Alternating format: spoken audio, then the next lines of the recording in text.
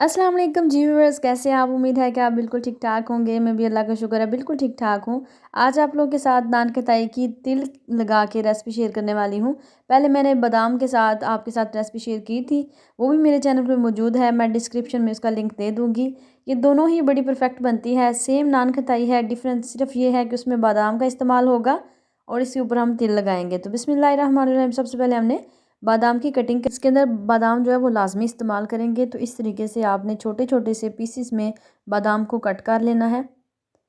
खाने में बिल्कुल टेस्ट ऐसा होगा जैसे आप बाज़ार का बिस्किट खा रहे हैं। इसके लिए अब हमने लेने हैं हाफ कप चीनी। चीनी को हमने पीस लिया था। चीनी को हमने छान लेना है ताकि अंदर इसकी जो मोटी चीनी है वो हम निकाल, क्योंकि हमें पिसी हुई चीनी ही इसके लिए चाहिए। पहले आपने मैयर कर लेना है हाफ कप, उसके बाद आपने इसको पीस लेना है किसी भी ग्राइंडर में या मिक्सिंग जार में। अच्छे से इसको पीस लेंगे।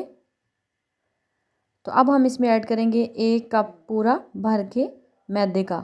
अब ख्याल रहे कि आधा कप हमने चीनी ली थी और 1 कप हमने इसमें मैदा इस्तेमाल करना है। इसे छानने के बाद हमने 1 कप का चौथा हिस्सा जो है वो बेसन, यानी कि 2 टेबलस्पून भर के आपने बेसन इसमें ऐड कर देना है। 2 टेबलस्पून भर के आपने ऐड करना है बेसन। तो इसे भी हम अच्छे से छान लेंगे। बेकिंग में कोई भी गलती करेंगे तो आपकी रेसिपी बिल्कुल ख़राब हो जाएगी। ख्याल रखना है आपने। ये हमने बेकिंग सोडा इस्तेमाल किया है 1 चम्मच का चौथा हिस्सा, और बेकिंग पाउडर 1 चम्मच का आधा हिस्सा इस्तेमाल करेंगे। और 2 टेबलस्पून हमने इसमें घी ऐड करना है। घी आप कोई सा भी ले सकते हैं, देसी घी में भी बना सकते हैं, मक्खन में भी बना सकते हैं, लेकिन मैं घर में जो खाने में इस्तेमाल होता है घी, वो मैंने 2 टेबलस्पून भर के ऐड किया है। और साथ ही इसमें बादाम ऐड कर दिए हैं 1 कप के साथ। ये बिल्कुल परफेक्ट रेसिपी है। अभी मैंने 2 टेबलस्पून इसमें घी शामिल किया है, तो इसमें 3 टेबलस्पून भर के घी जाएगा, यानी कि आधा कप ही इसमें घी जाएगा, आधा कप ही इसमें चीनी जाएगी, और 1 कप मैदा और 1 कप का चौथा हिस्सा जो है वो बेसन जाएगा। इन सारी चीज़ों को हमने अच्छे से गूंदना है, मिक्स करना है। ज़्यादा गूंदने की ज़रूरत नहीं है, बस हाथ के साथ थोड़ा सा इसे मिक्स कर लें। तो ये बिल्कुल सेट हो चुका है। अब हमने इसे शेप देनी है बिस्किट की।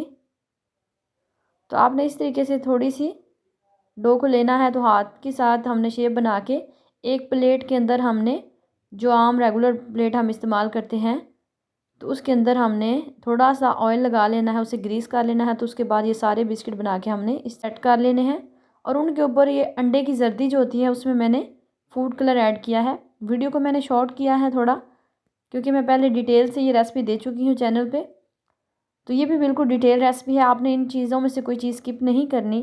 तो इसके साथ ही हमने अंडे की जर्दी जो है उसके अंदर फूड कलर येलो कलर का ऐड करके उसे थोड़ा सा डार्क कलर दे लिया है।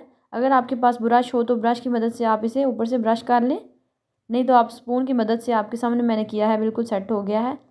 अब ऊपर हमने थोड़े से तिल लगा लेने हैं, क्योंकि ये हम नान खटाई जो है वो तिल के साथ बना रहे हैं। पहले मैंने बादाम के साथ बनाना आपको सिखाई थी, वो भी इंशाल्लाह से मैं उसका लिंक भी डिस्क्रिप्शन में दे दूँगी, ताकि मेरी बहनें वो भी रेसिपी देख सकें। और यकीन करें, इतनी मज़े की और इतनी टेस्टी ये रेसिपी बनी थी कि मुझे दोबारा ये बना के स्टोर करनी पड़ी, ताकि अगर गेस्ट आए हों तो घर में ये बिस्किट बना के स्टोर किए जाएँ तो वो ज़्यादा अच्छे रहते हैं। तो ये देखिए, हमने इसे पूरे 40 मिनट तक पतीले के अंदर बेक करने के बाद इनका कलर इतना अच्छा आ चुका है। तो मैं आपको एक बिस्किट की दूसरी साइड ये देखिए चेक करवा देती हूँ। ये अभी बहुत ज़्यादा गर्म है और इतने टेस्टी बने हैं कि आपने यकीन करें, ये रेसिपी बनाने के बाद मुझे एक अच्छा ही फीडबैक देना है। और अच्छी अच्छी रेसिपीज़ मैं आपको सिखाने की कोशिश करती हूँ, ताकि मेरी बहनों की चीज़ें बिल्कुल भी वेस्ट ना जाएं।